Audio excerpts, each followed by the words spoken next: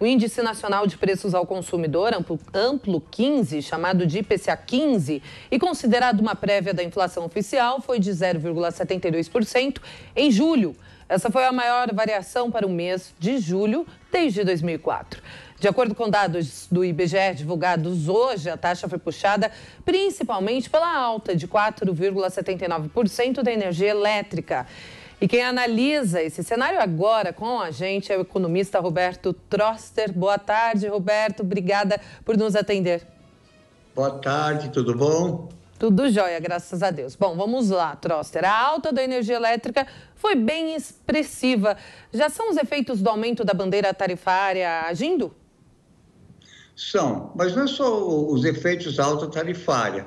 Você tem uma inflação já no patamar acima de 8%, esse daqui é o terceiro mês. A meta de inflação é 3,75%, que você está navegando mais do dobro da meta de inflação. E aí você tem outras variáveis importantes. Uma é a demora em subir a taxa de juros. Essa ideia de taxa neutra, mais baixa, como estímulo, não funciona, não funcionou e estamos pagando o preço agora. A segunda coisa é que nos últimos 12 meses, em 8, os analistas subestimaram a inflação. Quer dizer, a inflação é mais forte do que os analistas estão estimando. E terceiro, taxa de câmbio. Você tem uma política cambial que faz com que o câmbio sobe, todos os comercializáveis sobem, e aí o que acontece? Mais inflação. E aí quem ganha com mais inflação e quem perde? Quer dizer, o governo com mais inflação nesse começo de ano vai ter uma folga fiscal maior o ano que vem. O imposto inflacionário também vai para o governo. E quem perde com isso são as camadas mais pobres. A inflação é um imposto regressivo, em que os mais pobres sentem mais o efeito da alta de inflação do que os mais ricos.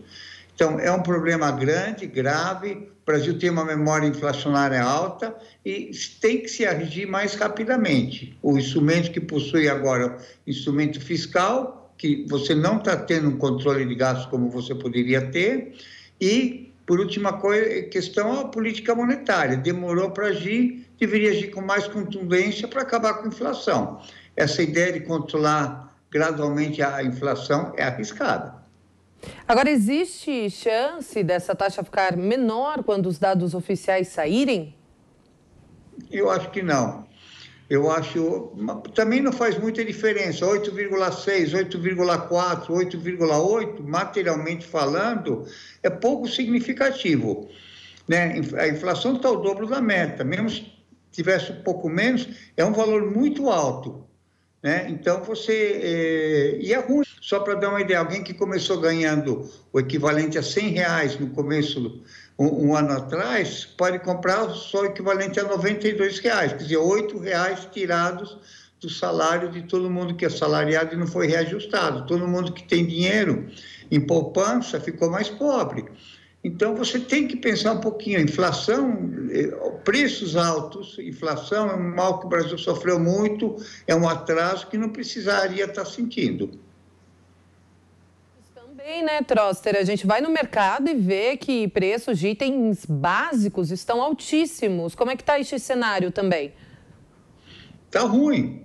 Quer dizer, uma coisa é uma alta de preços, e isso é normal em todas as economias, que um preço sobe, mas outro cai.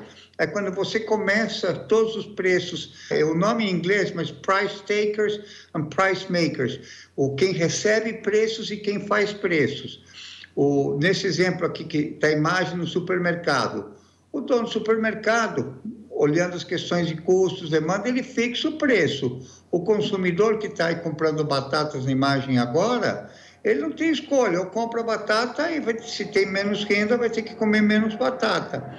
Então, você tem que... Inflação é tirar dinheiro dos mais pobres para dar para o governo e para os mais ricos que conseguem se defender, em alguns casos, mas é uma minoria. Quer dizer, quem ganha mais com isso é o governo e quem perde mais com isso é a sociedade como um todo, especialmente as classes mais baixas. E algumas coisas são absurdas. Quer dizer, hoje você vai na seção de carne do supermercado, parece a Tiffany. As pessoas olham e quase não compram.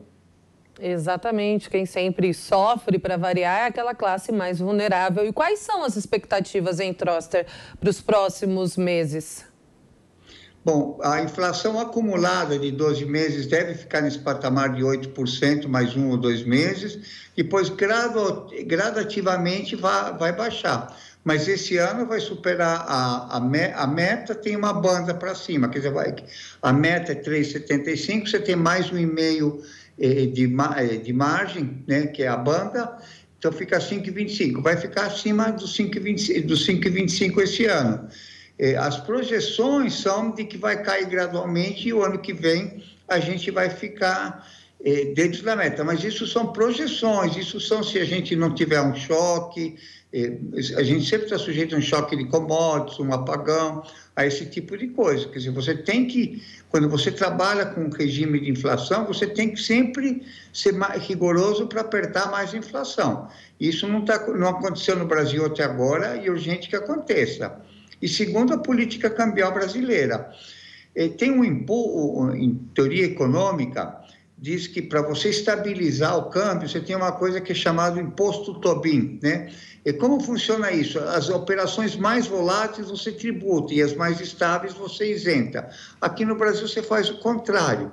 Isso se justificava na época de inflação alta, mas a inflação alta, esse mês já faz 27 anos que acabou a inflação e nós continuamos com o mesmo regime cambial, com o mesmo regime monetário. É urgente mudar isso. Quanto antes você muda, antes você estabiliza o câmbio e você pode também mudar o regime cambial. Em vez desse regime de usar o mercado futuro, começar a trabalhar com bandas novamente. Isso faz com que o câmbio se estabilize, em vez de ser um câmbio volátil, fique um câmbio flutuante e ajude investidores e quem importa e quem exporta ter mais previsibilidade sobre qual vai ser a taxa de câmbio. Roberto Troster, economista, obrigada mais uma vez pelos esclarecimentos. Excelente fim de semana para o senhor. Bom fim de semana para você, preços baixos e temperatura alta para todo mundo. Amém.